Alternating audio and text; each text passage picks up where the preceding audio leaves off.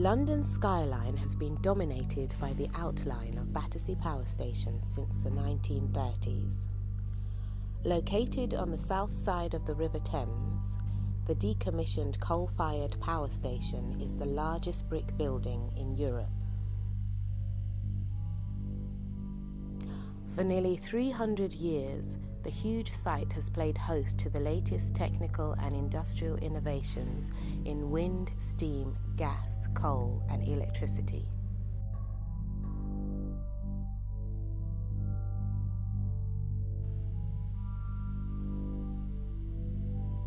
The power station captured the imagination of generations of Londoners, immortalised in the 1970s when it appeared on the cover of Pink Floyd's cult album, Animals. Since then, developers have ignored the industrial heritage of the site in favour of harnessing its iconic image for marketing. Battersea Power Station has now become a celebrity, a brand for selling an icon.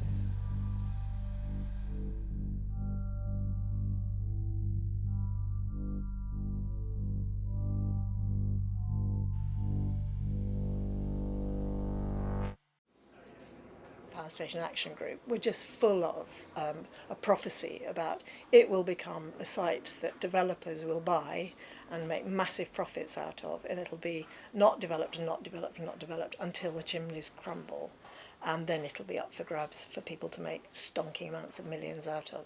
And this was what they were saying whenever it was 25 years or longer ago. From then on, really, that prophecy's sort of, as far as I can see, pretty much come true.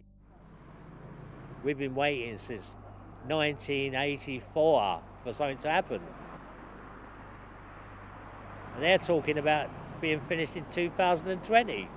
But why? Why is it taking so long? 40 years? Well, I think Battersea Power Station is one of the great industrial buildings of the 20th century, and it's one that caught the public imagination. And I've loved that building since as a schoolboy I used to go on the train to Victoria. And I love that dramatic view, the great walls of brick as you went along the viaduct just before crossing the river. And that's now gone. The new development will change the setting of the power station and change it radically. However, the best view of the power station from across the river will be preserved, and the power station will be framed by the new development. The millions who come in from the south into Victoria Station are going to have a cliff of apartments rising far above the line of the train, so that the building is almost entirely blocked at that point.